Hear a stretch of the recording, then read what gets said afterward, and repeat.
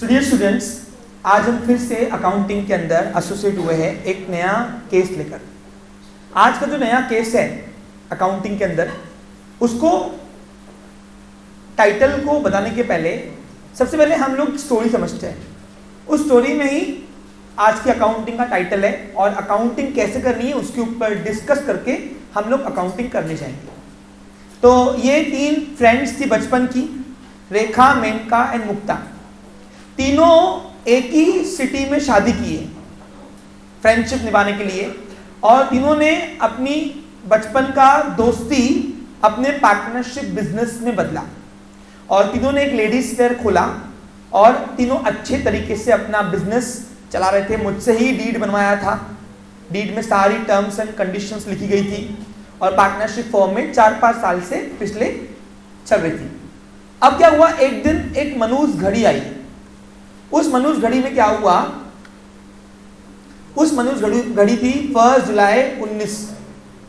ये 1 जुलाई 19 को 2019 को क्या हुआ, मुक्ता सुबह उठी ही नहीं, यानी 31 जून को वो सोई लेकिन वो सुबह उठी ही नहीं, यानी इसका मतलब है कि वो भगवान को प्यारी हो गई। अब इस केस से आप समझ गए होंगे कि आज की अकाउंटिंग हम किस स्टडी की करने वाले हैं रिकंस्टिट्यूशन के अंदर। तो आज का जो केस है वो है death of partner. Death of partner के अंदर जो पार्टनरशिप फर्म में किसी पर्सन की डेथ होती है तो उसको डिसीज पार्टनर या डिकीज पार्टनर के नाम से जाना जाता है। अपना अपना एक्सेंट है, ब्रिटिश और अमेरिकन का ये लोचा है, इसलिए यहाँ पे कुछ लोग उसको डिसीज पार्टनर बोलते हैं और डिकीज पार्टनर होता है। अब डेथ का अकाउंटिंग और रिटायरमेंट के अकाउंटिंग में अंतर क्या है, हम इसको पहले समझते हैं। देखिए, इससे पहले हमने रिटायरमेंट का केस समझा, हमने रिटायरमेंट के एग्जांपल्स देखे, अकाउंटिंग भी की। अब सर डेथ में और रिटायरमेंट में फर्क है? फर्क तो है, क्योंकि दोनों के सर्कमटेंसेस अलग अलग है, इसलिए अकाउंटिंग की प्रक्रिया के अंदर थोड़ा बहुत चेंजेस आएगा। बाकी तो आप देखा जाए तो accounting of admission of new partner, retirement of any partner और डेथ ऑफ पार्टनर का जो लेजर अकाउंट्स है और अकाउंटिंग जो है वो 80% सिमिलर है। 20% तीनों में अंतर है। वो अंतर क्या है, आज हम पहले इसको डिस्कस करेंगे और फिर हम लोग समझ के एग्जाम्पल को सॉल्व करेंगे। आज यहाँ से जाओगे सबको डेथ ऑफ पार्टनर अगले 50 मिनट में आ जाएगा, गारंटी मेरी। देखिए, मुद्दे की बात करता हूँ डायरेक्ट। रिटायरमेंट में क्या था और डेथ में अंतर क्या है, सुनो। रिटायरमेंट में किसी पार्टनर को, रिटायरिंग पार्टनर को रिटायर होना है, उसको हम वेट करते हैं साल के बीच में, करते नहीं करते? किसी साल के बीच में किसी पार्टनर को बोलता कि मेरे बाल बच्चे बड़े हो गए, मेरे को रिटायर होना है, तो हम क्या बोलते थे, भाऊ रुक जा, ये साल कंप्लीट होने दे, साल के बीच में हम रिटायर नहीं कर सकते। लेकिन डेथ में ऐसा नहीं होता है। डेथ में सबसे मेन जो है ना, सबसे मेन वो है उसकी डेट, क्योंकि डेट एक अनसर्टन कॉज है, फिक्स नहीं होता है, कभी भी होती है। अब कभी भी होती है तो उसके कभी भी होने पर किसी पार्टनर की डेथ तो कभी भी हो सकती ना, तो उसके होने के चक्कर में हमको क्या होता है, हमारे पास डेटा अवेलेबल पूरा नहीं होता है, तो कुछ एस्टिमेटेड डेटा से हमें अकाउंटिंग करके निपटानी पड़ती है। अब से एग्जांपल दो, जैसे यहाँ पे हुआ, देखो क्या हुआ, 1 जुलाई 2019 वो काला दिन था इनके पार्टनरशिप लेडीज वेयर के फर्म के तीनों पार्टनर का, जहां पे एक पार्टनर इन मुक्ता की डेथ हो चुकी है। आप दिख रहे हो आपको? अब तो डेथ क्या करता है, डेथ रिकंस्टिट्यूशन करता है पार्टनरशिप का, यानी अग्रीमेंट के अंदर फिर से चेंजेस होंगे, और अब अग्रीमेंट के अंदर अगर चेंजेस होंगे तो अकाउंटिंग प्रोसेस में भी चेंज करना पड़ेगा। अब 1 जुलाई 19 ये ना साल के बीच का पीरियड है ना साल के अंत का पीरियड है। आप अगर कैलेंडर ईयर से अकाउंटिंग मेंटेन करेंगे तो दिसंबर आता है, ओके। फाइनेंशियल ईयर से करेंगे तो मार्च आता है, क्या आता है?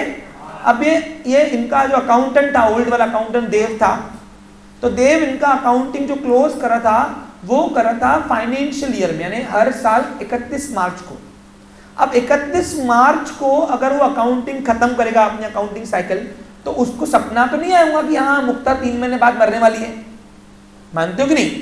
तो इसमें क्या होता है, इसमें डेथ कभी भी होने की वजह से उसकी अकाउंटिंग भी हमें कुछ चीजें एक्चुअल डेटा से करनी पड़ती है, कुछ एस्टिमेटेड डेटा से करनी पड़ती है।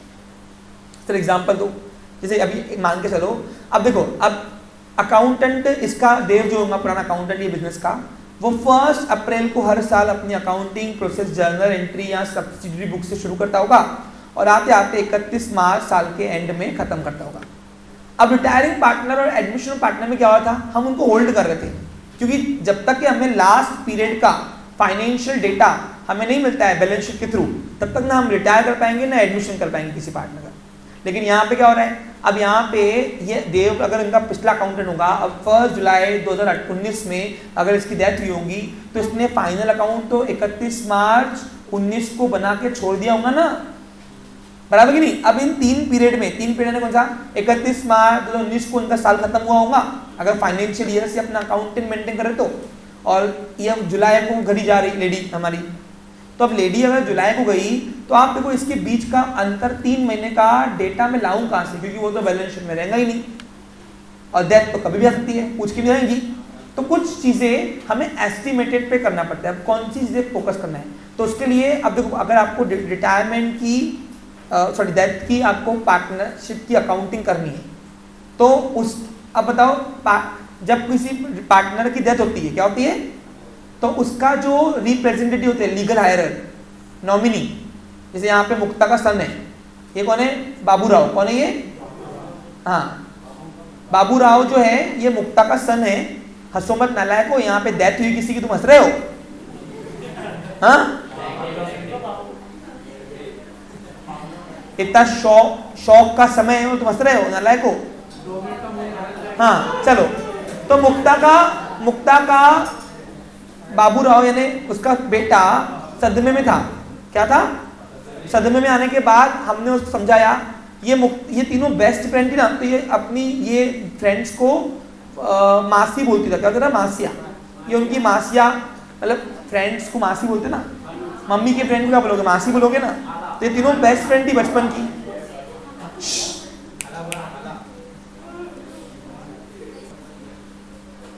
बाबूराव सदमे से बाहर आया और उसको बोला कि भाई देख तेरी मम्मी का हिसाब किताब बनता है, तो उसके लीगल हायरर को हमको उसका हिसाब किताब करके निपटा के देना है। यानी ये बात तो पक्का है कि ये डिसॉल्व हो रहा है पार्टनरशिप से, कौन मुक्ता, क्योंकि मर गई, भगवान को प्यारा, disease partner is not a partner, actually partnership act क्या बोलता है, disease partner is not a partner. तो उसको जो उसकी मेहनत था उसकी मम्मी का, उसके बाबू राव को यानी लीगल हायर को नॉमिनी को देना पड़ेगा ना अपने को, तो उसका हिसाब किताब कैसे होता है, उसके लिए हमें साल के अंत की, प्रीवियस ईयर के अंत की हमके बैलेंस शीट चाहिए। तो यानी आपको पेपर में प्रीवियस ईयर का डेटा, लास्ट ईयर का जिस साल वो मरी उसके लास्ट ईयर तक का फाइनेंशियल पोजीशन बैलेंस शीट में आपको दिया है। जैसे एग्जाम्पल आप देखिए यहाँ पे जो उनका पुराना अकाउंटेंट देव, उसने बैलेंस शीट कब बनाई होंगी फाइनल को बताओ, 31 मार्च 19 को। अब उसको क्या पता था कि 3 महीने बाद इतना काला दिन आएगा कि उसकी बेचारी एक पार्टनर की डेथ जाएगी, कोई डेथ बोल के आती क्या, नहीं आती। तो इसलिए क्या होता है, सुन लीजिए बच्चा लोग, सब मुद्दे की बात करता हूँ ताकि आपको सब समझे, बाकी काम अपन यहाँ पे बात नहीं करते। तो आपको पेपर में आपको लास्ट पीरियड की, उसके लास्ट डेथ के लास्ट पीरियड की आपको बैलेंस शीट दिया रहेगा। अब बैलेंस शीट के अंदर जो डेटा दिया रहेगा, क्योंकि फाइनेंशियल पोजीशन जब तक आपको पता नहीं होगा हम अकाउंटिंग कर पाएंगे क्या, नहीं कर पाएंगे। तो इसमें पूरा डेटा नहीं दिया होगा, पूछो क्यों। देखो पहला डेटा क्या नहीं दिया होगा, वो गुडविल। जब कोई पार्टनर रिटायर हो या डेथ हो तो उसको उसके गुडविल का भी हिस्सा मिलना चाहिए, नहीं मिलना चाहिए क्या बताओ। तो यहाँ पे आज के एग्जाम्पल में हम गुडविल निकालेंगे, सारे मुद्दे की बात कर रहा हूँ। और गुडविल हमको रेडीमेड नहीं दिए। देखो रिटायरमेंट में क्या था, रिटायरमेंट में हमने जब अकाउंटिंग की थी, याद करो बच्चा लोग, तो गुडविल हमको रेडीमेड थी, याद है।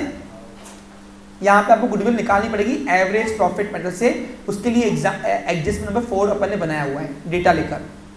भाऊ राव को उसके हिस्से का देना है ना। अभी जब पार्टनर डेथ हो जाती है किसी पार्टनर की, तो वहां पे जो उसका लीगल हायर होता है यानी नॉमिनी, उसका रिप्रेजेंटेटिव, उसको हिसाब किताब करके उसके हिस्से का, मम्मी के हिस्से का देना पड़ेगा ना उसको।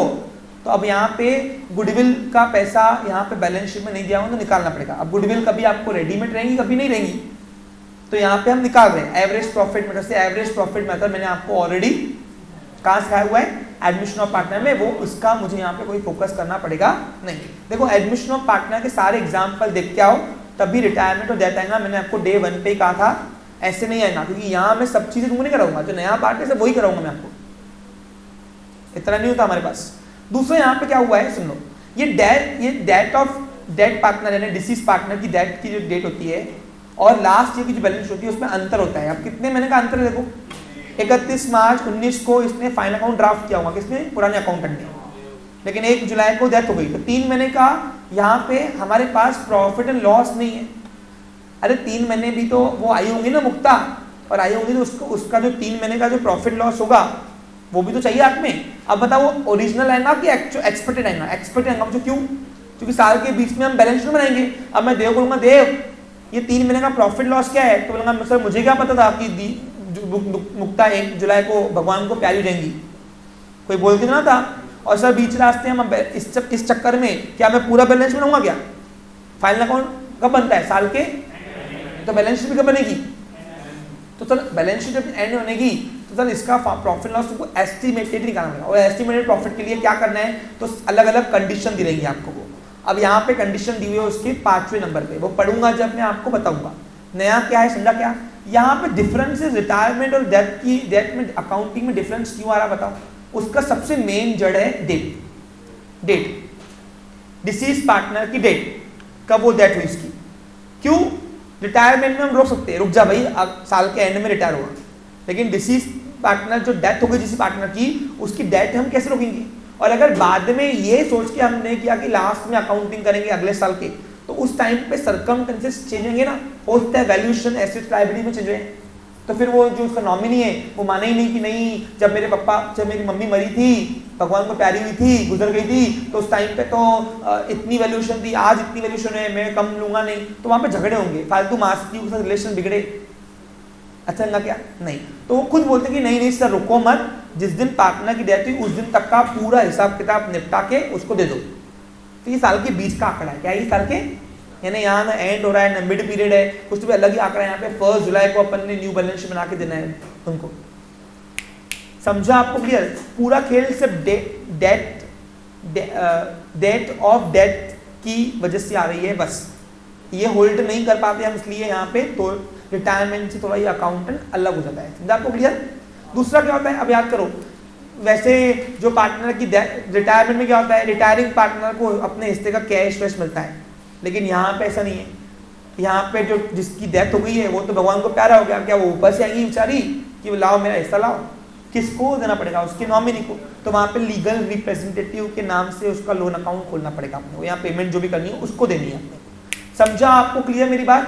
तो 2-3 चेंजेस है जिसकी वजह से यहाँ पे हम लोग कर रहे हैं। दूसरी बात यहाँ पे आप नहीं नोटिस कीजिए, अब यहाँ पे मुक्ता जब गई तो 31 मार्च तक के तो हिसाब इस बैलेंस शीट में पूरा क्लियर था, लेकिन क्या हुआ, इस मार्च से लेकर 31 मार्च से लेकर 1 जुलाई तक के बाबू राव की ट्यूशन की फीस भरनी थी, तो मुक्ता ने 10,000 रुपए विड्रॉ किए थे, ड्राइंग उठाई थी।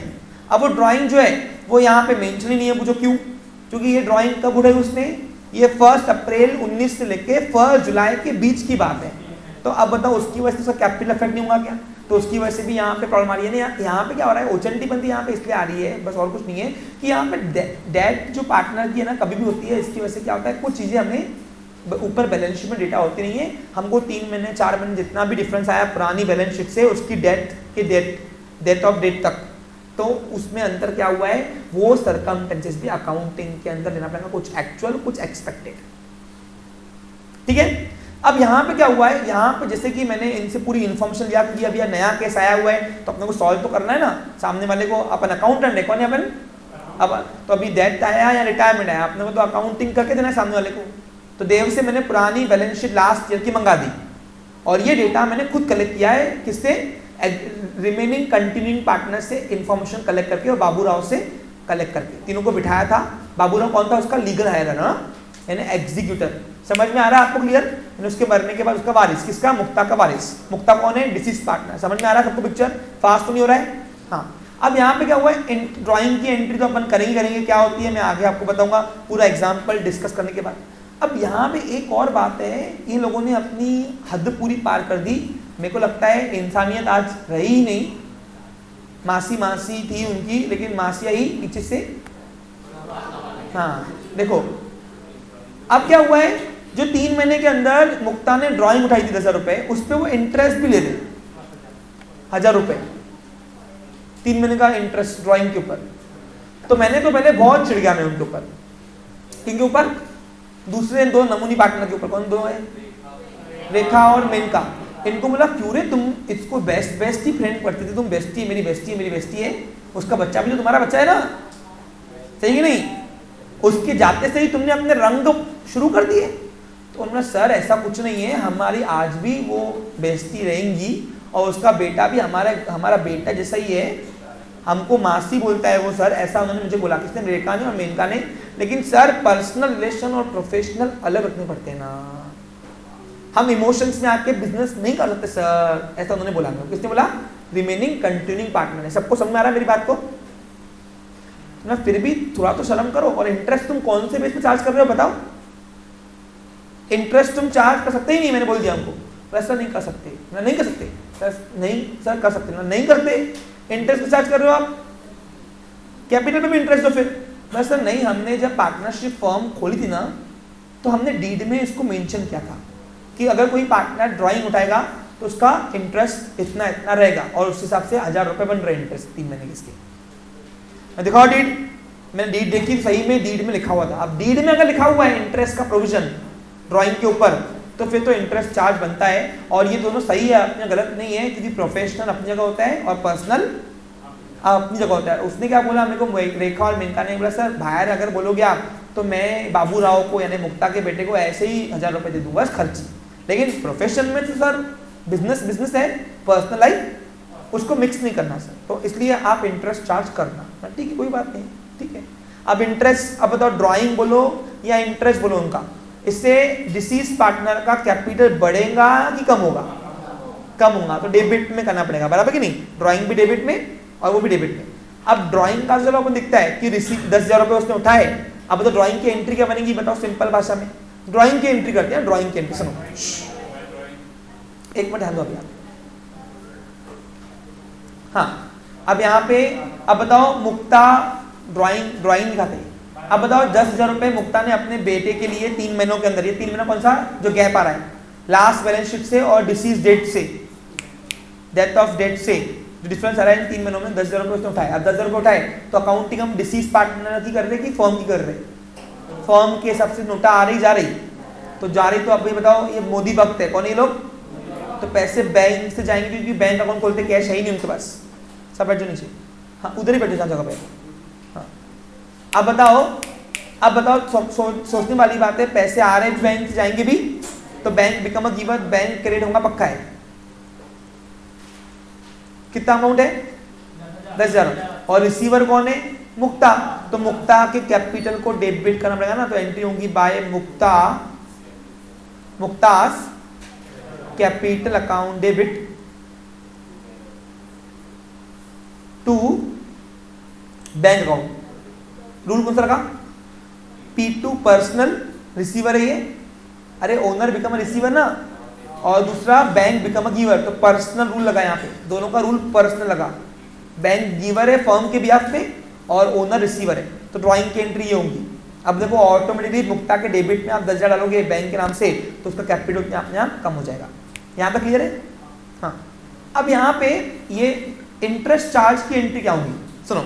अब इंटरेस्ट चार्ज बोलो, ड्राइंग के ऊपर इंटरेस्ट बोलो या ड्राइंग बोलो, दोनों ओनर का कैपिटल बढ़ाती कम करती पक्का है? श्योर। तो ये एक तो मुक्ता के पार्टनर डिसीज पार्टनर के डेबिट पे दिखाना इंटरेस्ट ऑन ड्राइंग, और दूसरा इफेक्ट कहाँ करना है इसको रोक दो फिलहाल, ये जब सेशन कराऊंगा पूरा एट लास्ट तो आपको बताया जाएगा कि दूसरा इफेक्ट कहाँ करना है। एडजस्टमेंट ऑलवेज है कि जितनी भी एडजस्टमेंट है इसको 2 इफेक्ट करनी करते हैं, बैलेंस शीट का 1 इफेक्ट करना, एडजस्टमेंट का 2 इफेक्ट। एडमिशन, रिटायरमेंट, डेथ में तीनों में पैटर्न मैंने आपको सेम ही चलवाया है। तो इसके ड्राइंग के 2 इफेक्ट कहाँ हुआ है दिख गया, कहाँ दिखा? मुक्ता के डेबिट में और बैंक के क्रेडिट में। लेकिन इंटरेस्ट के 2 इफेक्ट कहाँ किए? तो एक इफेक्ट मैंने आपको बता दिया है, कहाँ करना है आपको बताओ? डिसीज पार्टनर के डेबिट में दिखाना, क्योंकि इससे ओनर का कैपिटल कम होता है। हर वो ट्रांजेक्शन से ओनर का कैपिटल कम होता है, तो बताओ क्या करेंगे? डेबिट लिखते हैं, करो समझा आपको कि पार्टनर्स के कैपिटल के डेबिट में लिखते हैं अपन उसको एंट्री। हाँ, दूसरा इफेक्ट करेंगे बाद में। अब यहाँ बता रहे हैं हर शेयर ऑफ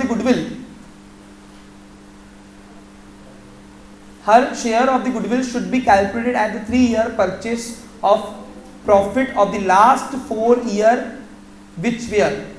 अब देखो कितना अच्छा दिया उसने, 4 साल का प्रॉफिट दिया है, लेकिन 4 साल के प्रॉफिट के बेसिस पर क्या बोल रहा वो, आने वाले 3 साल का वो पहले फर्म का गुडविल निकालेंगे एवरेज प्रॉफिट मेथड से, यानी पास्ट के 4 साल के प्रॉफिट से। आपको शो हो रहा है, पास्ट के 4 साल के प्रॉफिट से आने वाले 3 साल का पहले फर्म का गुडविल निकालेंगे, फर्म का। तो ये रिमेनिंग पार्टनर बोल रहे हैं हमको नहीं चाहिए, आप सब उसको दो, उसके हिस्से का गुडविल दिखाओ बस। कहां लिखा हुआ है, पढ़ो, लिखा हुआ है पहली line, her share of goodwill. अगर फर्म तीनों पार्टनर बोलते गुडविल निकाल के हमको दो, तो तीनों पार्टनर कैपिटल अकाउंट बढ़ाएंगे, जैसे आपने रिटायरमेंट किया, याद करो क्या था, रिटायरमेंट आएगा तो ही डेट आएगा, याद करो। याद है पहला एग्जाम्पल जब मैंने कराया था, तीनों पार्टनर कैपिटल बढ़ा तो गुडविल आई थी, न्यू एसेट्स। यहाँ पे सिर्फ बोल रहा है कि एवरेज प्रॉफिट मेथड से आप फर्म की गुडविल निकालो, लेकिन फर्म की गुडविल एसेट साइड में रिफ्लेक्ट मत करो, हमारे फर्म में मत दिखाओ, सिर्फ क्या करो, ओनली मुक्ता का जितना उसका हिस्सा बन रहा है उस हिसाब से उसका गुडविल दिखाओ। अब उसका रेशो कितना दिया है कि रेशो 2:1:1, तो फर्म की गुडविल निकलेगी, फर्म गुडविल, तो फर्म की गुडविल में से 2:1:1 से हम मुक्ता का कितना हिस्सा है 1 है ना, तो उसका एक हिस्सा हम गुडविल का निकाल के उसके हिस्से को लाएंगे। अब बताओ गुडविल आ रही है फर्म में मुक्ता के नाम से, मुक्ता की आ रही ना, तो बताओ एसेट ऑलवेज है डेबिट बैलेंस। अरे गुडविल आने की एंट्री अपन ने रिटायरमेंट की हुई है, याद करो, तो what comes in debit, goodwill comes in debit, तो गुडविल अकाउंट डेबिट। अब बताओ who is giver, only Mukta, disease partner के नाम से ही चिपकाओ, सिर्फ तीनों पार्टनर की गुडविल दिखाओ, नहीं फर्म की गुडविल चाहिए नहीं, ओनली किस चाहिए, हाँ, तो यहाँ दिखाओ टू मुक्तास कैपिटल। अब आप देखो हमारे पास क्या दोनों लेजर अवेलेबल होते हैं, गुडविल का डेबिट भी होता है और मुक्ता का। अब देखो मुक्ता के क्रेडिट साइड में आप कैपिटल गुडविल पैसा लोगे तो उससे ओनर का कैपिटल अपने आप बढ़ेगा ना, क्या होगा, समझा आपको। लेकिन फर्म में एक न्यू एसेट भी आएंगी, पूछो क्यों, क्योंकि राइट ऑफ नहीं कर रहे हैं। प्रीवियस एग्जाम्पल में रिटायरमेंट में आपको राइट ऑफ करवाया था अपन ने, अरे यहाँ पे मुक्ता की हिस्से की गुडविल दिखेगी फर्म न्यू बैलेंस शीट में। अब मुक्ता के हिस्से की गुडविल अमाउंट कितनी वो निकालनी पड़ेगी, तो एक गावरान टाइप में निकालते, फेयरली हम करेंगे, निकाल लेते ना। अब देखो एवरेज प्रॉफिट निकालने आता है, बोलो कैसे आता है, all year profit minus all year losses divided by total number of years. Average profit क्या होता है, सालाना कितना कमा रहे हो आप, वो एक आंकड़ा। तो देखो यहाँ पे कितना है, 1.5 लाख, करो तो 1.5 लाख प्लस ये 4 साल का प्रॉफिट दिया ना उसने, 1.5 लाख, 1,30,000, ये एवरेज प्रॉफिट निकाल रहा पहले में, हाँ 70 और 50,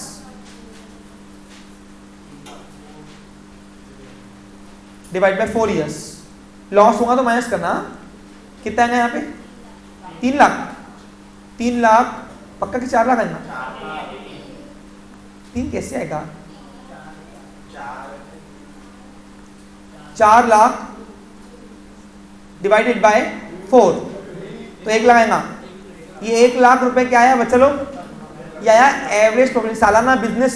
इन्होंने 4 साल जो पिछला दुकान खोला था हर साल वो कितना कमा रहे, 1 लाख।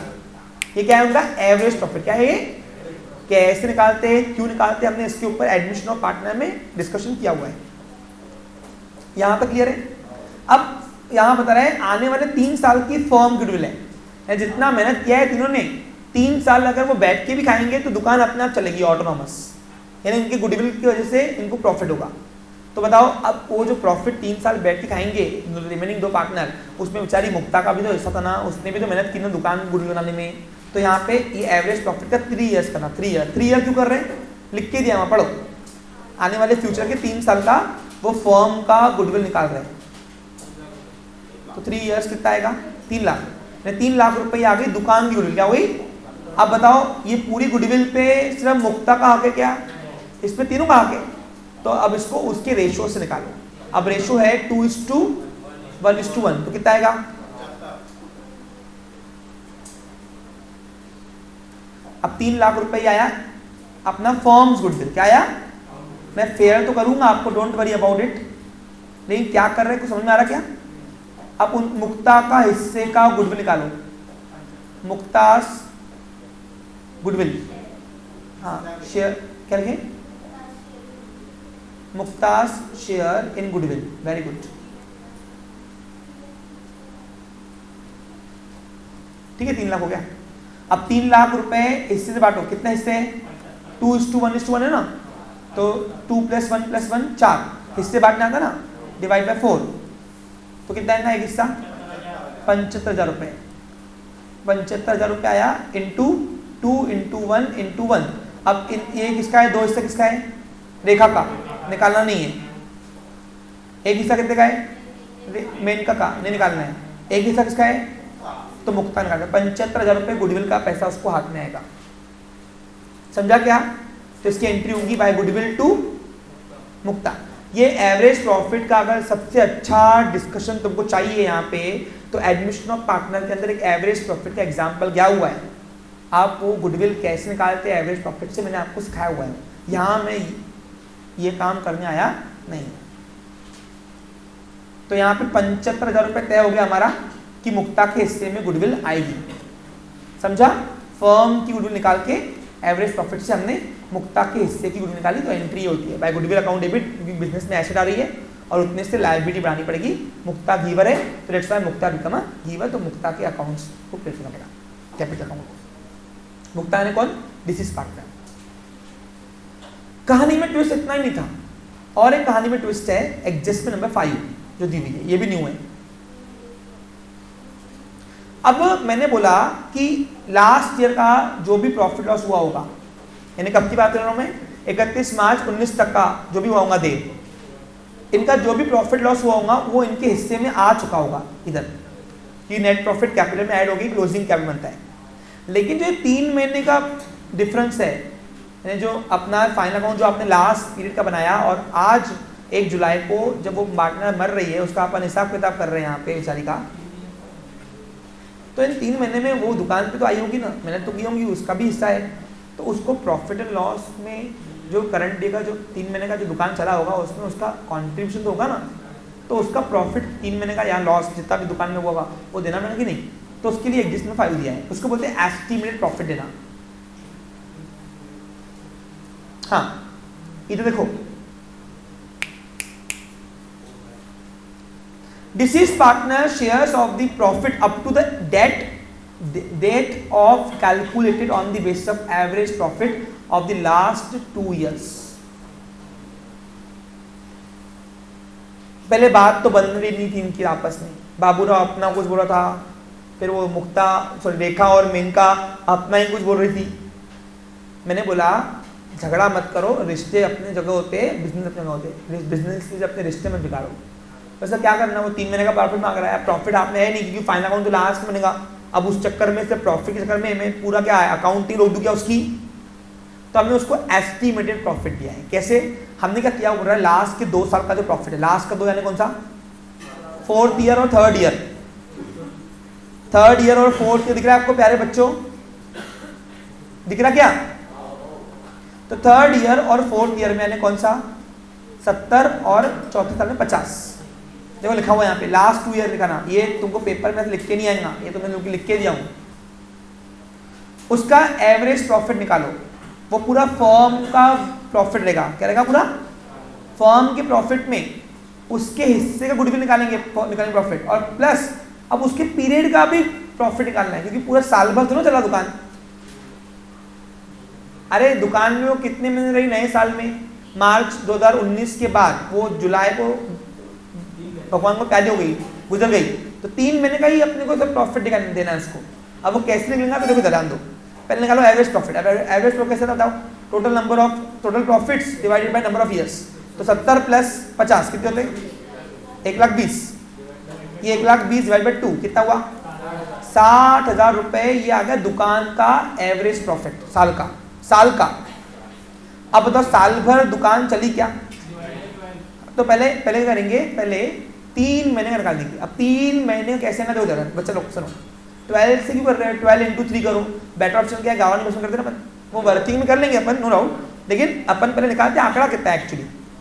अब 60,000 रुपए 12 महीने के साल के, ये पर एनम है, क्या ये एवरेज प्रॉफिट में तो पर एनम होता है यार, इतना एवरेज में तो क्या साल का प्रॉफिट, तो ये पर एनम का प्रॉफिट है और इसमें तीनों का हक है। तो अब 60,000 रुपये 12 महीने के, तो 1 महीने का 5,000 रुपये होता, 3 महीने के 15 होते, और नहीं आया देखो 12 महीने के 60, 6 महीने के 30, इसका आधा कर दो 15,000 रुपए, ये आएगा 3 महीने के।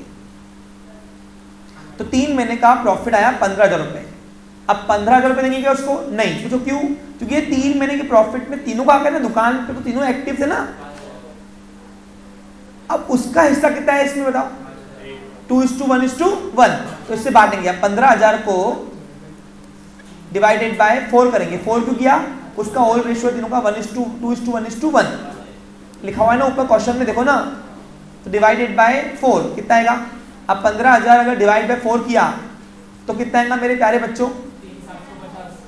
सॉरी 3,750 रुपये। एक हिस्सा है क्या? ये एक हिस्सा इंटू 2 इंटू 1 इंटू 1। अब ये लोग तो प्रॉफिट लास्ट मांगेंगे ना, कौन वाले? रेखा और मेनका। ये उनका हिस्सा है, 2 रेखा का है देखो ना ऊपर, और एक मेनका का है। तो ये लोग प्रॉफिट क्यों लेंगे? ये लोग भी मर रहे क्या आज? ये तो साल के एंड में प्रॉफिट लेंगे ना जो भी होगा। ये एस्टिमेट प्रॉफिट क्यों? ये तो एक्चुअल लेंगे ना। लेकिन अब उसका हिसाब किताब निपटा रहे डिसीज पार्टनर का, इसलिए उसका एस्टिमेटेड प्रॉफिट से ले रहे हैं। तो उसका हिस्सा कितना आया? तो 3,750 रुपये 3 महीने का, ये उसका एस्टिमेटेड प्रॉफिट उसके हिस्से में देना, जिससे ओनर का कैपिटल अकाउंट बढ़ता है। अब इसके इफेक्ट क्या करेंगे, कहाँ करना है, वो सब बात की बात है। पहले बताओ 3,750 का आंकड़ा कहाँ से समझा क्या? ये एस्टिमेटेड डेटा निकाला। क्या निकाला? क्योंकि एक्चुअल डेटा हमें कब आएगा मेरे प्यारे बच्चों? कुछ समझ में आया?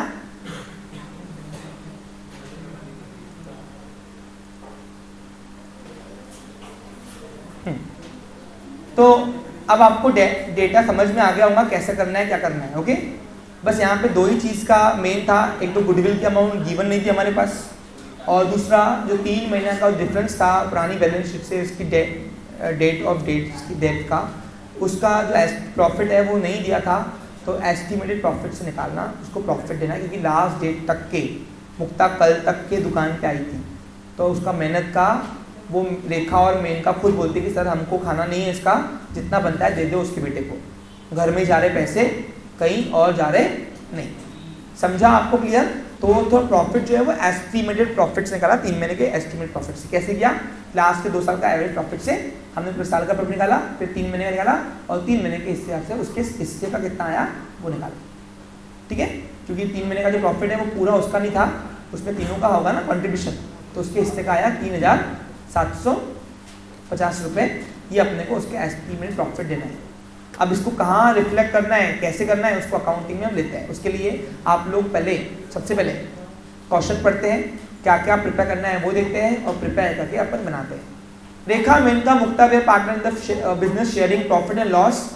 पढ़ता हूँ पूरा क्वेश्चन अच्छे से, जो नया पॉइंट था वो हाईलाइट कर चुका हूँ मैं। आप पूरा पढ़ के अच्छे से कहाँ क्या जाएगा, अकाउंटिंग प्रोसेस 80% सेम है। Rekha Menaka Mukta were partners in the business sharing profit and loss in the ratio of 2:1:1। तो ये उनका रेशियो है, ओल्ड रेशियो। 2 हिस्से इसके हैं, एक हिस्सा इसका है, एक हिस्सा इसका है रिस्पेक्टिवली। बैलेंस शीट में दिया है। अब एसेट देखते कौन कौन सी है, plant and machinery, debtor, furniture, bank. Common assets है, 3 फिक्स्ड है, और नहीं एक फिक्स्ड है, plant and machinery, furniture fixed है, ये करंट है दोनों। ओके, बैंक का अकाउंट खोलना है, बाकी सारी एसेट न्यू बैलेंस शीट में लेके आना है। अब इसका भी रीवैल्यूएशन होता है, क्योंकि लास्ट टाइम पे वो बाबूराव बोले नहीं कि सर मेरे से नाइंसाफी कर रहे हो, जो बुक वैल्यू है वही चुका दे रहे हो मेरे हिस्से में। नहीं, रीवैल्यूएशन करके जितना भी उसका कम ज़्यादा होगा, प्रॉफिट लॉस आएगा रीवैल्यूएशन का, वो भी इन तीनों में बटेगा, किन में, डिसीज पार्टनर में भी और कंटिन्यूइंग पार्टनर में भी, जैसा हमने रिटायरमेंट में किया था।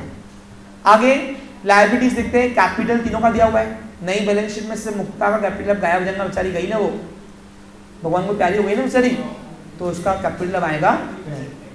हाँ, क्रेडिटर्स है, आगे बिल्स पेबल और जनरल रिजर्व। अब क्रेडिटर और बिल्स पेबल एक्सटर्नल लायबिलिटी है, ये तो न्यू बैलेंस शीट में आएगा, चेंज रहा तो चेंज करेंगे, नहीं तो ऐसे एज इट इज। लेकिन रिजर्व फंड जो है ये इस पे इन तीनों का हक है, रिटेन प्रॉफिट है, इंटरनल लायबिलिटी है, तो ये तीनों को ओल्ड रेशियो से बांटना है, जैसे हमने रिटायरमेंट में किया था। Okay, clear? आगे मुक्ता डाइड ऑन 1 जुलाई। पूरा खेल किसके ऊपर है? सिर्फ डेट के ऊपर। देखना कि डेट के चक्कर में 3-4 वैरायटी आपकी अटक जाएंगी। 1 जुलाई 2019 को भगवान को प्यारी हो गई, डेट हो गई उसकी। Plant and machinery was to be revalued as 70,000 रुपए। क्या हुआ? ऊपर प्लांट एंड मशीनरी 60 की थी, यहाँ पे 70 हो गई, 10,000 से अप्रिशिएट हुई। क्या हुई है? तो अप्रिशिएट के दो इफेक्ट कहाँ होते हैं आपको पता है, एडमिशन रिटायरमेंट किया हुआ है मैंने। आरडीडी मेंटेन किया है 2,000 रुपए। अब आरडीडी डेटा कम करता और लॉस है क्या मेरा, स्टार्म करते जाओ ऊपर जिसकी जिसकी एडजस्टमेंट है। यानी क्या सीखा, रिटायरमेंट हो या डेथ हो या एडमिशन हो, रिवैल्यूएशन सारी एसेट लायबिलिटीज की होती ही है अकाउंटिंग के अंदर, ताकि बाद में रोना रोए नहीं कोई भी।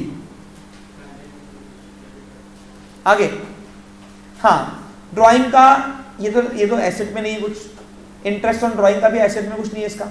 हाँ आगे दिया है her share of the goodwill, ये अपन एवरेज प्रॉफिट से गुडविल निकालेंगे पहले, और फिर गुडविल की एंट्री क्या होती है मैंने आपको पढ़ाया। गुडविल आ रही डेबिट करो, और किसके हिस्से की गुडविल आ रही, वो गीवर कौन हुई, मुक्ता। तो मुक्ता के हिस्से को गुडविल देने के लिए मुक्ता को गीवर बनाना पड़ेगा ताकि उसका कैपिटल अकाउंट बढ़े। ठीक है आगे, deceased partner share profit in up to the date of the calculations on the average profit of the last 2 years. तो लास्ट के 2 साल के हिसाब से 3 महीने का जो एवरेज प्रॉफिट निकालना है अपने ने, कब, क्योंकि उसकी बैलेंस शीट दी हुई है 31 मार्च 2019 की और बेचारी डेथ हुई है 1 जुलाई की, तो 3 महीने का डेटा हमारे पास अवेलेबल नहीं है। तो हम वो 2 साल के लास्ट के एवरेज प्रॉफिट से 3 महीने का प्रॉफिट निकालेंगे, एस्टिमेट प्रॉफिट, और वो उसके हिस्से को अपन देंगे। क्या नाम से लिखना है, वो अकाउंटिंग में जब कराऊंगा तब आएगा। चलिए शुरू करें। अब बनाना क्या है, प्रिपेयर लेजर सर है वही बनते हैं, profit and loss adjustment account, यहाँ तो रिवैल्यूएशन के नाम से आएगा। Prepare partners capital account, combined और बैलेंस शीट, बैलेंस भी दिया है। और आगे देखो दिया है give working note for profit of goodwill. समझा, गुडविल का और प्रॉफिट का वर्किंग नोट चाहिए यहाँ पे। यस अब दिया है उसको तो मार्क उस पर भी होगी फिर। ठीक है, इसके अलावा गुडविल अकाउंट और बैंक अकाउंट ये एक्स्ट्रा 2 वर्किंग के अकॉर्डेंस बना के आना है। क्रॉस इफेक्ट नहीं तो कहां से हो रहे मैं बता पाऊंगा नहीं। शुरू करें बच्चा लोग। चलिए लेजर बना, मैंने ऑलरेडी बनाया हुआ है, आपने बनाया क्या? पहला लेजर बनाओ profit and loss adjustment account, दूसरा बनेगा पार्टनर्स कैपिटल अकाउंट, तीसरा बैलेंस शीट न्यू फर्म की, या आफ्टर डेथ हो गई बैलेंस शीट। देखो इसे डेट लिखा हुआ है 1 जुलाई 19 को, और यहाँ पे वर्किंग के लिए दोनों लेजर बनाए, बैंक अकाउंट और गुडविल अकाउंट, और नीचे और वर्किंग करेंगे हम किसकी, गुडविल की और प्रॉफिट की, उसके एस्टीमेट प्रॉफिट की। चलो पहला काम पूरी बैलेंस शीट खाली करो, एसेट्स सारी खाली करते हैं, लेके आओ न्यू बैलेंस शीट में।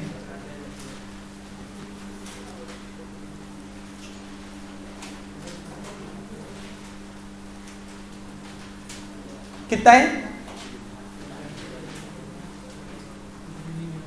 60,000 रुपए बुक वैल्यू थी, अब नई वैल्यू कितनी हुई है 70, तो 10,000 से बढ़ गई है, तो अप्रिशिएटेड।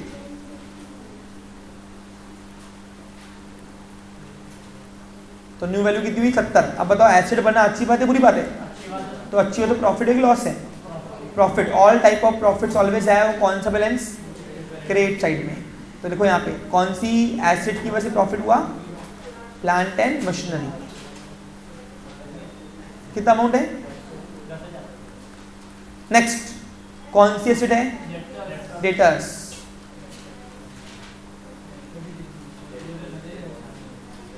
डेटर्स की बुक वैल्यू कितनी है देखो बच्चा लोग, सॉरी 50, 2,000 रुपए आरडीडी है ना मेंटेन। अब आरडीडी मेरा डेटा कम करता है, तो बताओ नए डेटा कितने के हो गए 48 के। अब बताओ डेटा कम होना अच्छी बात है बुरी बात है?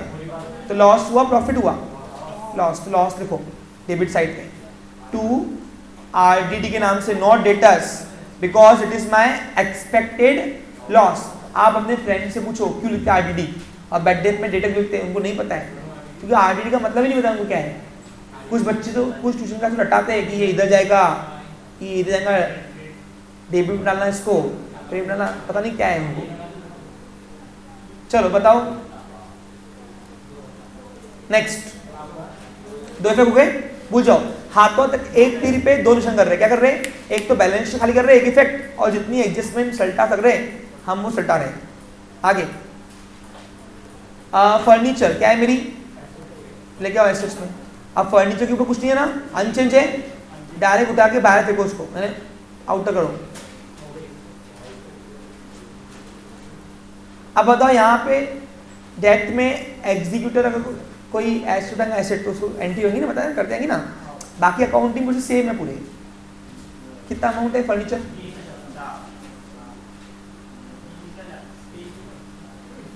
नेक्स्ट बैंक, बैंक का बैलेंस, बैंक अकाउंट में क्या होगा? एसेट ऑलवेज है, कौन सा बैलेंस? तो यहाँ पे वर्किंग के तौर पे हमने बैंक को बनाया है। देखो यहाँ पे to bank to balance brought down. अब बैंक के अकाउंट में बैंक के नाम से पोस्टिंग होती, उस जगह बैलेंस ब्रॉट डाउन। कितना है अमाउंट? वेरी गुड मेरे प्यारे बच्चों। Balance sheet always one effect, ये एडमिशन रिटायरमेंट डेट में तीनों में ऐसे क्या से। अब आओ लायबिलिटीज में। अब आपको मालूम है मैं क्यों बोला था एक ही टॉपिक है ये, तीन तीन टॉपिक मेरे सर पे चिपका रहे थे। कुछ अलग है क्या? दो तीन जो वैरायटी अलग है बता दिया मैंने आपको। हाँ बोलो।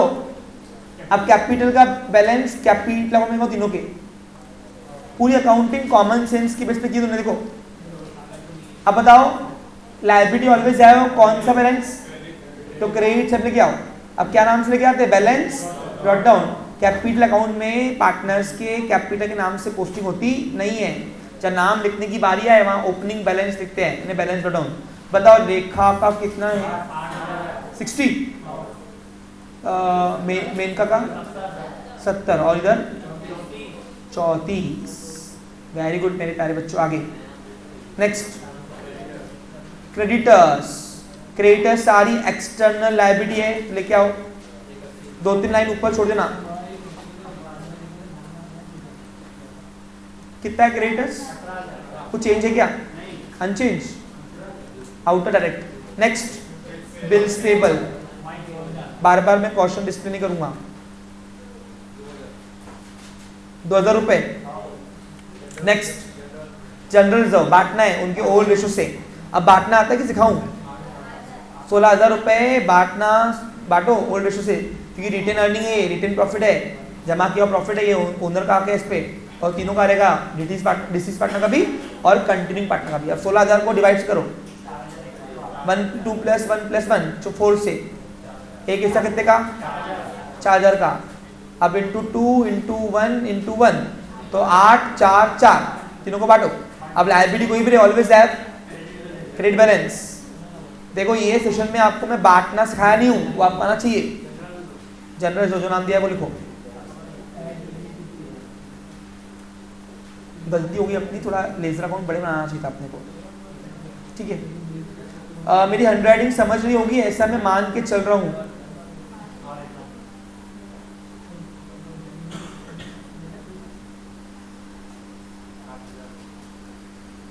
कितना?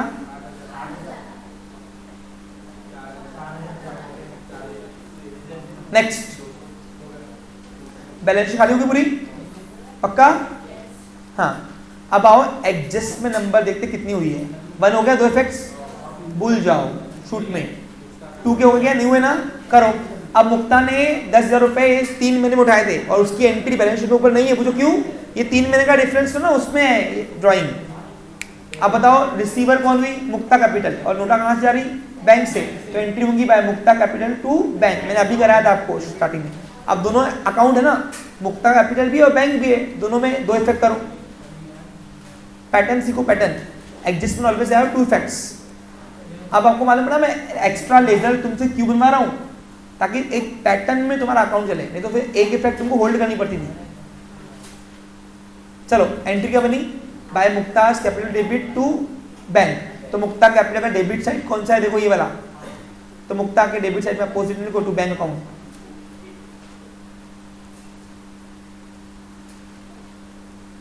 अमाउंट कितनी है देखना। कंबाइन का ड्रॉबैक होता है एक, कौन से भी अकाउंट से कहीं से चुका देते हो घाई घाई में, 7 टॉपिक जब एक बार पे आएंगे ना तो मुक्ता की जगह यहाँ लिख के आओगे गलती से, नहीं एरर आने के चांसेस होते हैं भैया, बता रहा मैं क्लियर। आगे नेक्स्ट। अब इंटरेस्ट है, सॉरी हाँ दूसरा इफेक्ट तो करो, इसका दूसरा इफेक्ट तो करो। बैंक के क्रेडिट में opposite name by Mukta capital account. कितना अमाउंट है? अब इंटरेस्ट चार्ज कर रहे ड्राइंग पे, अब इंटरेस्ट चार्ज करने ड्राइंग से बिजनेस की तो इनकम है ये, लेकिन इससे ओनर का कैपिटल बढ़ता कम होता ना, ड्राइंग से या इंटरेस्ट से कम होता है। तो कम हुआ तो हर वो चीज जो कम होता है क्या करते हैं हम, पार्टनर के डेबिट, लिखो यहाँ पे टू इंटरेस्ट ऑन, लिखो ड्राइंग। अब इसका दूसरा इफेक्ट तुमको होल्ड करना पड़ेगा। पूछो क्यों? इसके लिए पहले तुम्हारे को वो चाहिए, कितना है, 1000 रुपए ना, 1000 है ना पक्का? हाँ। अब बताओ एडजस्टमेंट ऑलवेज है, एक तो यहाँ किया पक्का है, दूसरा कहाँ आएगा सर, रुको, क्यों आएगा, कहाँ आएगा, उसके तुमको होल्ड करना है। पहला एग्जाम्पल तक के पेपर में तुमको होल्ड नहीं करनी पड़ेगी, लेकिन कुछ ट्विस्ट रहने दो लास्ट तक के, तो मजा आएगा, फिर कॉन्सेंट्रेशन यहाँ आता बच्चों का। फिर ये रोक रहा हूँ मैं, दूसरा फिर करना फिलहाल इसका इंटरेस्ट ऑन ड्राइंग का, वो क्यों रोक रहा हूँ उसको आगे तुमको लास्ट में जब कराऊंगा ना तब मालूम होगा क्यों रोकूंगा। हाँ आगे, गुडविल निकालना है उसके हिस्से की, तो लास्ट के 4 साल का जो बिजनेस चला उनका एवरेज प्रॉफिट निकाल के आने वाले 3 साल की फर्म की गुडविल निकाल के उसके हिस्से की गुडविल का पैसा देना है। कितना आया था उस हिस्से की गुडविल का पैसा? 75,000। अब वो कैसे आया ना, अब उसकी वर्किंग कैसे करनी है, पद्धतिशीर लिखो नीचे, फेयर में करना है वर्किंग ऐसी।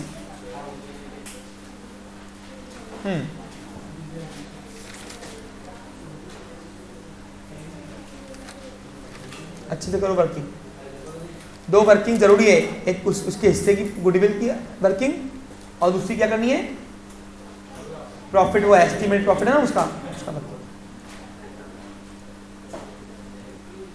अब यहां पे तुमको चलो यहाँ वर्किंग गुडविल की निकाल रहे, गुडविल का टाइम आ गया इसको देने का, इसलिए अब देखो इसको वर्किंग नंबर 1 देना, किसको, बैंक को और गुडविल अकाउंट को, क्योंकि ये भी पूछा नहीं उसने, तो हम वर्किंग कर रहे हैं इसके लिए।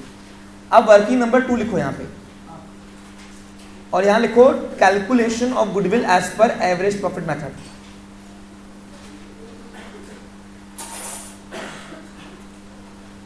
ये आपको पेपर में फेयरली दिखा के आना है।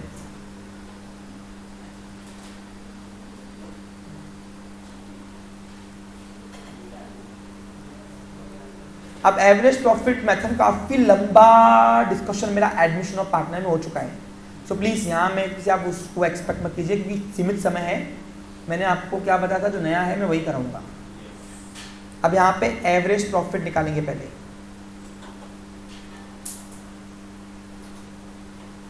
लिखो 4 साल का प्रॉफिट है ना, 1.5 लाख प्लस 1,30,000 प्लस 70 और plus 50 divided by 4 years.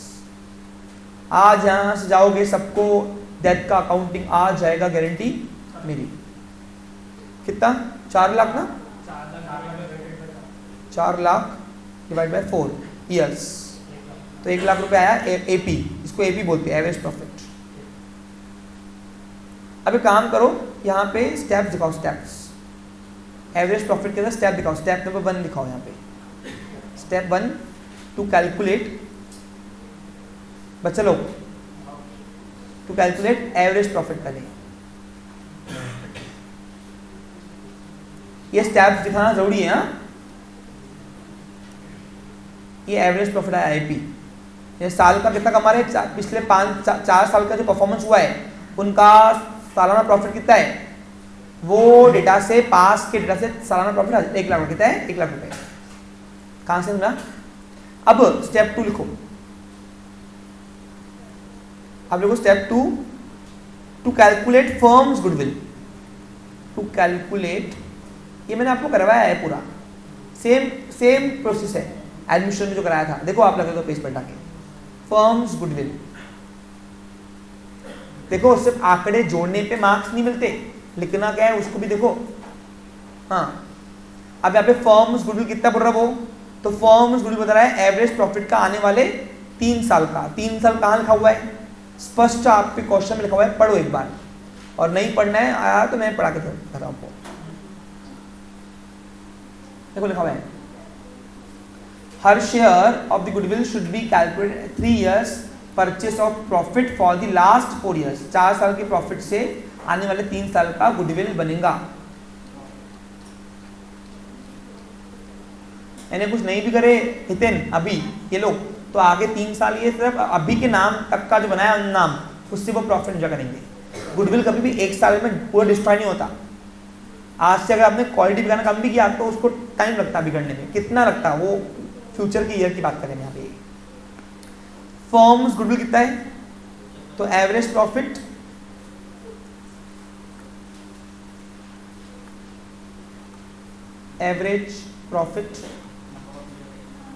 Into number of years, नहीं इनटू 3 ईयर्स करो। 3 साल स्पेसिफाई किया है ना उसने।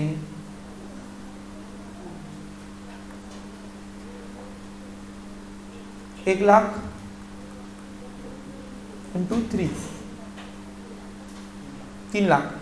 अब 3 लाख रुपए गुडविल का पैसा आ गया, लेकिन ये गुडविल जो है ये फर्म की गुडविल है, फर्म्स गुडविल दुकान की। और दुकान पे तीनों का आ गया ना भाई, तब स्टेप 3 निकालो यहाँ पे। अब डिसीज पार्टनर की गुडविल लिखो यहाँ पे।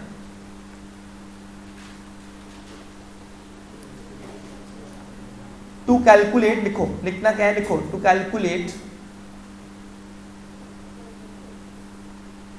एक काम करो, टू कैलकुलेशन ऑफ शेयर्स, एक मिनट क्या लिखेंगे,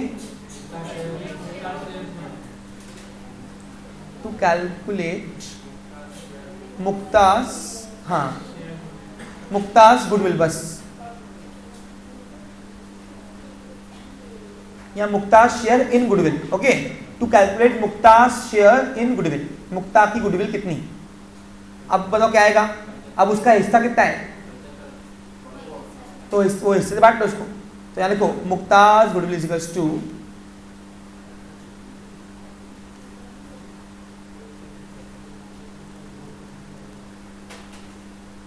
तीन लाख डिवाइडेड बाय, अब बताओ 2:1 है ना, तो डिवाइड बाय 4 इंटू 1।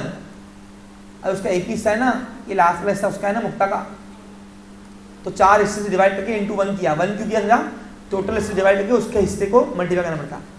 तो कितना आया 75।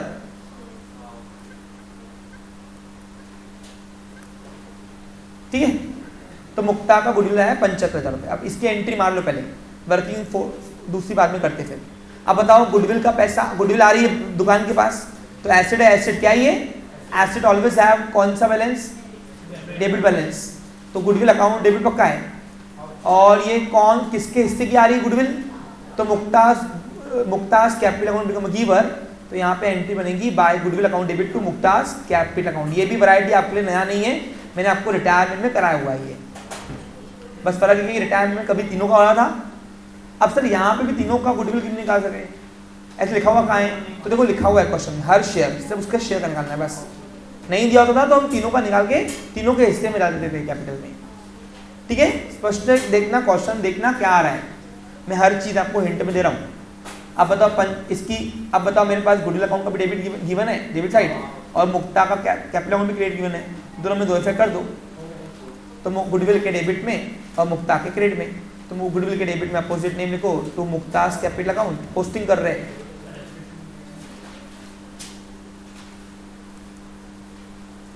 और मुक्ता के क्रेडिट साइड में opposite name by goodwill account.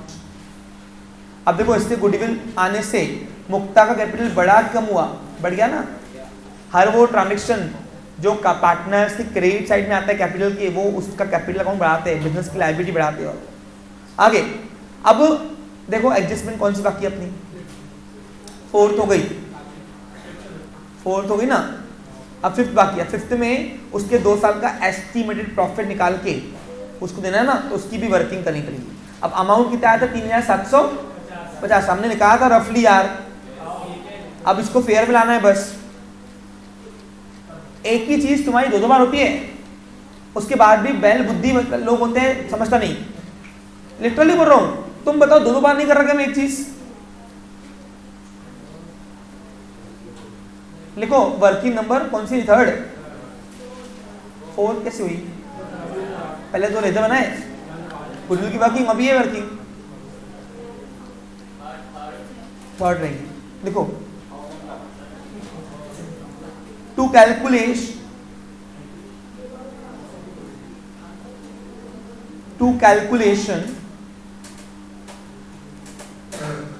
Of share profit of मुक्ता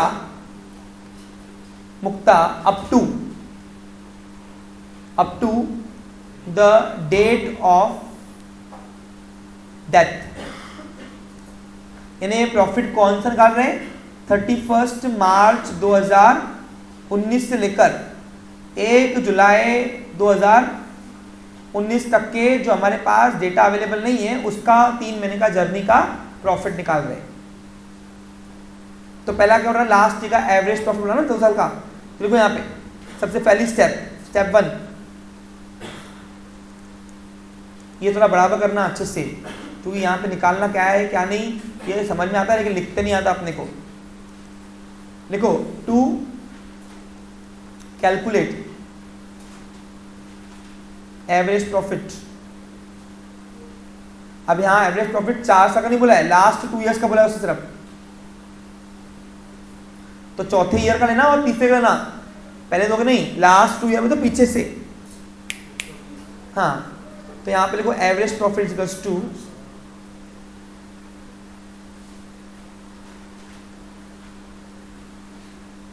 दो साल के लास्ट कौन सा प्रॉफिट अमाउंट देखो तो थर्ड ईयर कितना है 70 और 50 डिवाइडेड बाय 2 तो आएगा ये 60 एक 20 बाय 2 60 आया एपी, ये साल का एवरेज प्रॉफिट। अब साल का है ना, ये साल का है, अपने को 3 महीने का प्लस उसके हिस्से का निकालना है। तो स्टेप 2 निकालो। अब पहले उसके हिस्से का निकाल रहे साल का, हेलो पहले उसके हिस्से का साल कितना है वो निकाल रहे हैं और फिर 3 महीने कितना है वो, क्योंकि बिजनेस में वो 3 महीने रही ना, कितनी रही, अरे 31 मार्च से लेके 1 जुलाई कितने देखो ना, अप्रैल मई जून, जुलाई नहीं पकड़ना, पूछो क्यों, 1 तारीख को भगवान को प्यारी हो गई थी वो, मतलब हो गई, हाँ गुजर गई ना बेचारी। देखो स्टेप 2 अब निकाल रहे उसके हिस्से की साल का प्रॉफिट। पहले टू कैलकुलेट एवरेज प्रॉफिट, एक minute, to calculate estimated profit, देखो एस्टिमेट प्रॉफिट, ये बच्चा लोग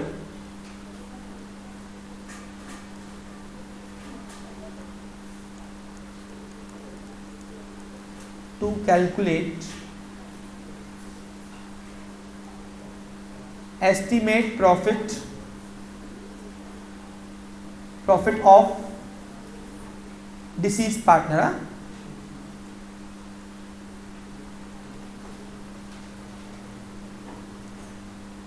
अब डिसीज पार्टनर कौन है, लिखो मुक्ता। इजी है ना, रिटायरमेंट जैसे ये सिमिलरिटी, तो थोड़ा बहुत चेंजेस क्यों आ गया, ये 3 महीने का सिल्लक का पीरियड आ गया इसलिए। और वो जाने वाले को हम रोक सकते क्या, वो तो भगवान के हाथ में ना बेटा।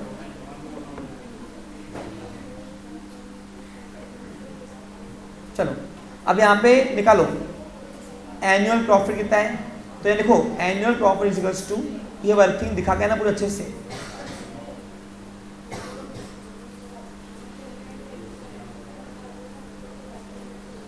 ₹60,000 उसके हिस्से का है ना, अरे उसके हिस्से का निकालो कितना है भाई, कितना हिस्सा है, 2:1 है ना, तो डिवाइडेड बाय 4 into 1। अब 1 कैसे था, 2:1 प्लस डिवाइड मल्टीप्लाई, तो पहले 4 से प्लस किया फिर उनके हिस्से को मल्टीप्लाई किया, एक हिस्सा आया, तो कितना आया बताओ, कितना समझ में आएगा कुछ ये, अरे उसके हिस्सा है ना 1। देख पहले हम क्या करते थे, चले 4 से डिवाइड करते, अब 4 से डिवाइड कितना रहा, 4 से डिवाइड क्यों किया समझा? हाँ बता कितना था? 60,000 डिवाइड बाई 4 कितना आ रहा? 15,000 इंटू 1 क्यों किया समझा?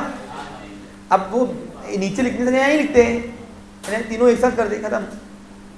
1 कहाँ से समझा? उसका हिस्सा है 1, कितना हुआ फिर? 15,000 रुपये। अब 15,000 रुपये उसके हिस्से का प्रॉफिट मिलता था यदि वो ये साल पूरा साल भर रुक के जाती थी तो भगवान के पास, लेकिन वो ये साल पूरा साल भर नहीं रुकी है, ये एनुअल प्रॉफिट है। क्या ये? उसका मुक्ता का एनुअल प्रॉफिट है। लेकिन मुक्ता ये नए साल में कितने महीने रुकी अपने पास? 3 महीने के बाद वो भगवान को प्यारी हो गई, रात को सोई तो सुबह उठी नहीं, अटैक वटैक आया होगा बेचारी को। आजकल अटैक के केस भी बढ़ गए ना, क्यों बढ़ गया बोलो? Stress level. चलो नहीं, अटैक हुआ होगा, अच्छे खानदान से थी, अच्छे लोगों की मर्डर नहीं होते। चलो ठीक है, कुछ भी होगा, चलो इधर। हाँ आप लोगों को स्टेप 3, कितने बंटोलगिरी करते तुम लोग यार, इन्हें कुछ के कुछ सोचना। हाँ कोरोना में जान दो अभी, चलो इधर। अब हम निकालेंगे 3 महीने का प्रॉफिट। कितना? ये साल का है ना, अब 3 महीने का। अब 3 महीने कैसे? डिवाइड बाई 12 इंटू 3 करो। अरे अपन ने तो गावनी भाषा में पहले निकाल के दिया ना आंकड़ा, तो देखो ये लिखने के लिए पढ़ना पड़ता। To calculate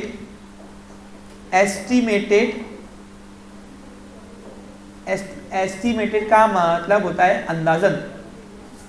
profit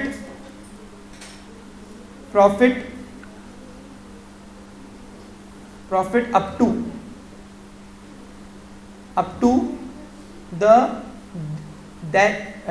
date of death। अब बताओ कितना महीना चली वो? निकालो। अभी 15,000 रुपये साल का है, 12 महीने का है। हाँ पर है ना, में ये एनुअल प्रॉफिट है, ये उसके हिस्से का उसके, लेकिन वो 3 महीने होगी तो 3 महीने का प्रॉफिट देना अपने को। देखो यहाँ पे क्या है फिर इसका? 15,000 रुपये साल का, तो साल में कितने महीने होते? तो डिवाइड बाई 12 इंटू 3। अरे 12 से डिवाइड किया तो 1 महीने का आएगा, और फिर इंटू 3 किया तो 3 महीने का आएगा। अब वो बताऊँ क्या मैं? देखो 12 मंथ इंटू 3 मंथ्स, ऐसे स्पून फिटिंग होगी तुम्हारे अंदर।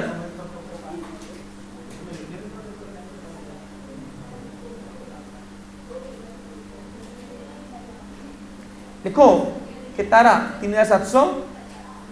चलो दो प्रॉफिट दो उसको, प्रॉफिट दो आपको। चलो अब बताओ ये प्रॉफिट देने से उसका ओनर का कैपिटल बढ़ता कम होता? प्रॉफिट पे किसका आके? मालक का। क्या है? बिजनेस की लायबिलिटी। अब सुनो, अब यहाँ पे क्या नाम से आएगा सुनो, ध्यान दो। तो ये जो 3,710 प्रॉफिट देना ना, उससे डिसीज पार्टनर का कैपिटल बढ़ेगा, और वो बढ़ेगा तो कैपिटल क्रेडिट में करना पड़ेगा ना, लायबिलिटी ना बिजनेस की। तो यहाँ लिखो by profit and loss suspense account. अरे एस्टिमेटेड प्रॉफिट है ना भाई, एक्चुअल प्रॉफिट नहीं आया ना आप में। प्रॉफिट एक्चुअल कब मिलता? साल खत्म होने के बाद, साल के बीच में हो रहा ना ये। समझा? एक डेट ने सब क्या किया, इतना बड़ा तमाशा किया रिटायरमेंट से। Profit and loss suspense account के नाम से आला। अब सस्पेंस क्यों डाला? समझा? It is estimated profit. कितना? अब इसका दूसरा इफेक्ट भी करना है।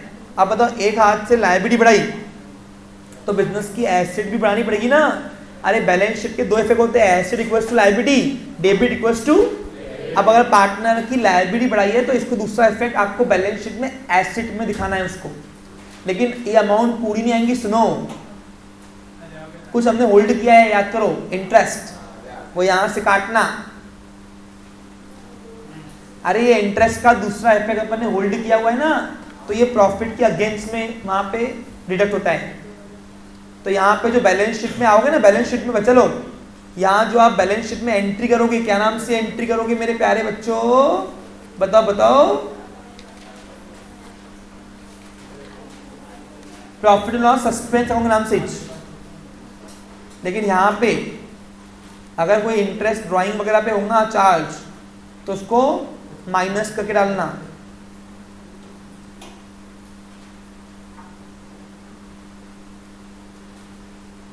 अब ये कहाँ से आया, लिख के दे रहा हूँ, ये एस्टीमेट प्रॉफिट है, लायबिलिटी बढ़ाई 3710 से, तो एसेट भी बढ़ानी पड़ेगी ना अपने को, तो इसलिए एसेट दिखाया अपन ने।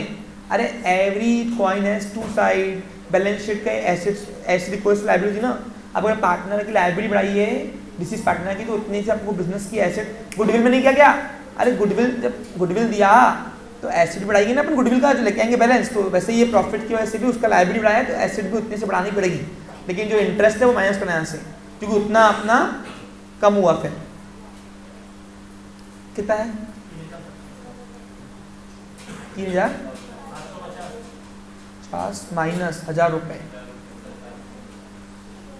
समझा।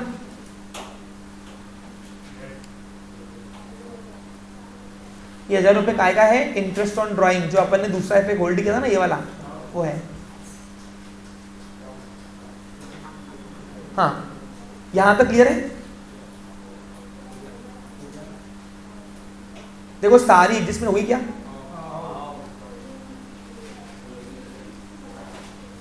ठीक है। अब सबसे पहला अकाउंट कौन सा क्लोज करोगे, गुडविल नहीं, अरे गुडविल का पार्टनर के पास चले गया ना हिस्सा उसका, profit and loss, yes profit and loss account close करो। अब गुडविल का पैसा न्यू बैलेंस शीट में आएगा, बैलेंस बन के, उसका गुडविल का पैसा उसको आपने डाल दिया ना ऑलरेडी, देखो ना, एक लकीर खींचो, कौन से साइड की अमाउंट बड़ी आ रही, देखो कितनी आ रही, प्रॉफिट आएगा। अब ये प्रॉफिट पे सबका आके ना बांट दो, कितना आएगा 8, इसको लिखेंगे टू प्रॉफिट, क्या लिखते हैं अपन, देखो टू प्रॉफिट ऑन रिवॉल्यूशन चलता है।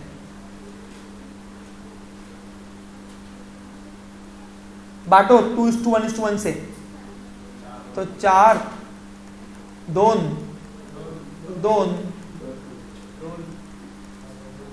ये किसका है, रेखा का, ये मेनका का, और ये बेचारी मुक्ता का, गई ना बेचारी। अब मुक्ता के बेटे को मिलेगा ना सब कुछ। ये देखो कितना कितना दुनिया का कड़वा सच्चाई है ना, इंसान पूरी जिंदगी में मेहनत करता और मजे कौन लेते हैं,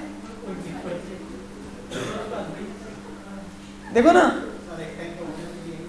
सोचने वाली बात है, एक लेसन दे रहा हूं तुमको, बता क्या लेसन ये है कि खुद के लिए जियो, आज में जियो, कल के लिए सेविंग करते बैठोगे तो आज को बर्बाद कर रहे हो, और सबके पास सीमित समय है जीने का।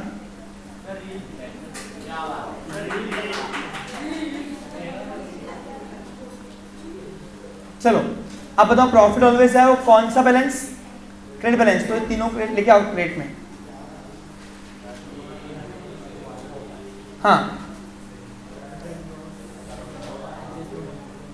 अब एक पार्टनर के क्रेडिट साइड में लेके आओ, इससे ओनर का कैपिटल बढ़ता ना, बाय क्या आएगा बोलो, यस सुनो, by profit and loss adjustment account. अब मैं थोड़ा शॉर्टकट लिख रहा हूं, तुम लोग पीएनएल यूज नहीं करना, पूरा यूज करना।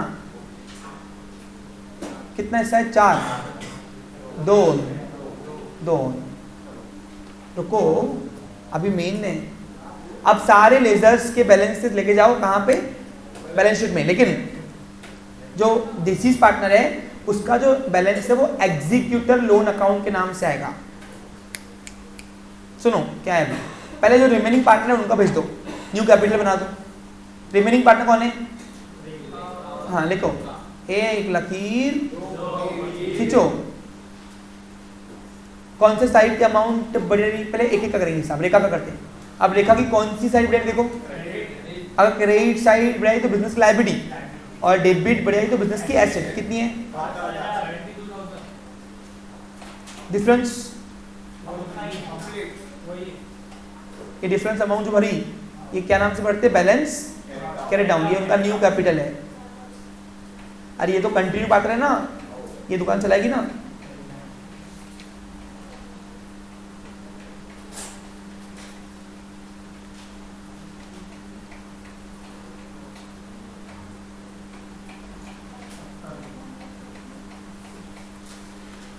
कितना अमाउंट है, अब करो मेनका का कौन सी साइड बढ़िया देखो, प्रॉफिट लायबिलिटी बिजनेस की कितनी आ रही, 76। जो भी साइड की अमाउंट बढ़िया ही लिखो, उसमें से अपोजिट माइनस करो, डिफरेंस जा रहा।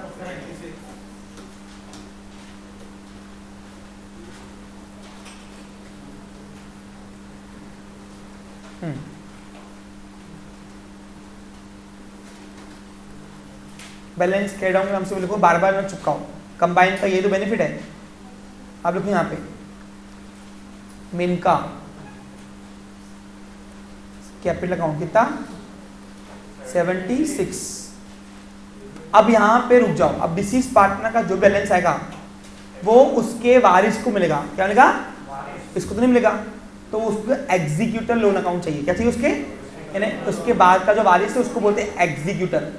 तो वो जो डिफरेंस आएगा ना उसको देना। अब देखो अगर डिसीज पार्टनर की डेबिट बढ़ाई तो बिजनेस की एसेट यानी उससे हम लेंगे, किससे, उसके वारिस से, कि तेरा निकल रहा है यहाँ पैसे दे हमको। और अगर डिसीज पार्टनर की क्रेडिट साइड बढ़ाई तो हम उसको देंगे कि हाँ ये तेरा इतनी मम्मी का बन रहा है, ये ले बाबूराव, है देंगे, बीच में नहीं देते, साल के अंत में देंगे, अंत में। तो फिलहाल इसको हम एसेट या लायबिलिटी घोषित करेंगे।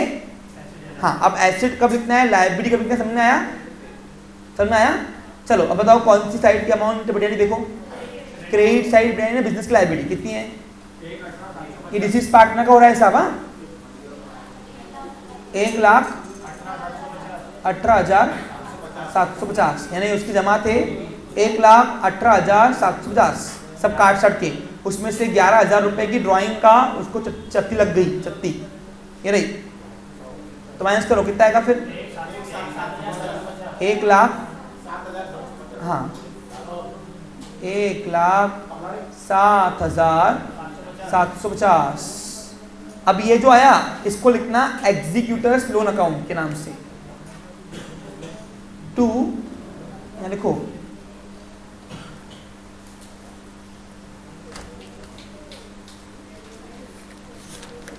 फाइनली हम लोग अब बस एंडिंग पड़ाव पे है। लिखो यहां पे मुक्तास एग्जीक्यूटर। अब एग्जीक्यूटर क्यों लिखते समझा आपको, EXCUTORS, एग्जीक्यूटर्स लोन अकाउंट, ठीक है। अब बताओ ये बिजनेस के लिए क्या है, एसेट की लायबिलिटी है, तो लायबिलिटी में क्या होगा, अब ये बाहर वाली होगी, क्या होगी, ये इसका बेटा बाहर वाला हो गया, और इसके बेटे को नाम क्या दिया मैंने, मुक्तास एग्जीक्यूटर लोन अकाउंट। अच्छा, इसको रिप्रेजेंटेटिव लोन अकाउंट बोलते हैं, डिसीज पार्टनर का रिप्रेजेंटेटिव लोन अकाउंट बोलते हैं। यानी अब बाबू राव को काट साट के कितना मिलेगा मेरे प्यारे बच्चों, 1,07,750। अब सर दिया क्यों नहीं, उसको दे दो ना, साल के बीच में कैसे देंगे, अब ये कब की तारीख है, जुलाई की, साल खत्म होते हिसाब किताब हो गया ना, अभी तेरे को इतना पक्का मिलेगा, हमने हिसाब कर दिया। यानी आज के बाद एसेट बढ़े कम हो, लॉस में आए दुकान, इसका मतलब इसका हिसाब हो गया ना, ये तारीख को पैसा उसको कितना मिलेगा, हाँ बोलो, तो उसके वारिस को देंगे, और उसके लिए हिसाब नहीं करना है फिर कुछ, क्यों, क्योंकि वो अपना मालक थोड़ी ना है, पार्टनर। अरे हमने नाम लिखा ही नहीं था बाबूराव का, हमने क्या लिखा, वारिस। अब जो वारिस आएगा लेके आओ, समझा। अब कौन सा अकाउंट बचे, दोनों बचे नहीं है, क्लोज करो, इनका बैलेंस लेके आओ बैलेंस शीट में। नई बैलेंस शीट में एसेट अभी गुडविल, उसका लायबिलिटी बढ़ाने के लिए हमको गुडविल एसेट डालनी पड़ी। हाँ, लायबिलिटी अकेली नहीं बढ़ती, साथ में एसेट बढ़ाते हैं। तो चलो पहले बैंक अकाउंट क्लोज करो, एक लकीर खींचो, कौन सी साइड की अमाउंट बढ़ रही, डेबिट बढ़ रही, देखो लिखो, उसमें से अपोजिट माइनस डिफरेंस 50 रुपए, ये आया नया बैलेंस, बैलेंस क्रेडिट डाउन, लिखो न्यू बैलेंस शीट में फटाफट, चलो बैंक अकाउंट के नाम से 50,000। अब आओ गुडविल अकाउंट, अब गुडविल का भी नई एसेट आई। अरे डिसीज पार्टनर को गुडविल देने के लिए लायबिलिटी, उसकी फर्स्ट पार्ट लायबिलिटी बनानी थी, तो उतने से एसेट भी बनाना था। हाँ, कभी कभी विड्रॉ करेंगे, तो विड्रॉ कौन से रेशो से करना, गेन रेशो से, तो बोला तो करना। 75,000 की नई चप्पी लग गई और बैलेंस शीट में एक नई इंटेंजिबल एसेट दिखेगी। अब बताओ ये डेबिट का बैलेंस है ना, इसलिए एसेट्स, गुडविल अकाउंट 75,000। एक बार वेरीफाई करो सब लोग बराबर है क्या? चलो टैली करो, कितना आ रहा बताओ। एक लकीर खींचो। 2,75,750 का आंकड़ा बोलते हैं। तो ऐसा था हमारा डेथ ऑफ पार्टनर का अकाउंटिंग। और आपकी न्यू बैलेंस शीट में देखो डिसीज पार्टनर चला गया और उसका हिसाब किताब काट सट के इतना बना, यानी दुकान को डिसीज पार्टनर को इतना पैसा देना है उसके एग्जीक्यूटर को। ठीक है, आंकड़े एक बार चेक कर लीजिए। 72, 76, 18, 2000 आप जाते आइए। 10,000, 1,07,750। एसेट में आओ, plant and machinery 70, debtors 48, furniture 30, profit and loss suspend account 2750। ये कैसे आया क्या? ड्राइंग इंटरेस्ट माइनस किया, बैंक अकाउंट 50 और गुडविल अकाउंट 75,000 रुपये। ये नई गुडविल बनी, उसके हिस्से की जो गुडविल दिया अपन 2,75,750 से आपकी बैलेंस शीट चली होती है और सारे रिजल्ट क्लोज करते हैं, वर्किंग के साथ। तो have a nice day, take care. अगले क्वेश्चन मिलते हैं नए वैरायटी के साथ।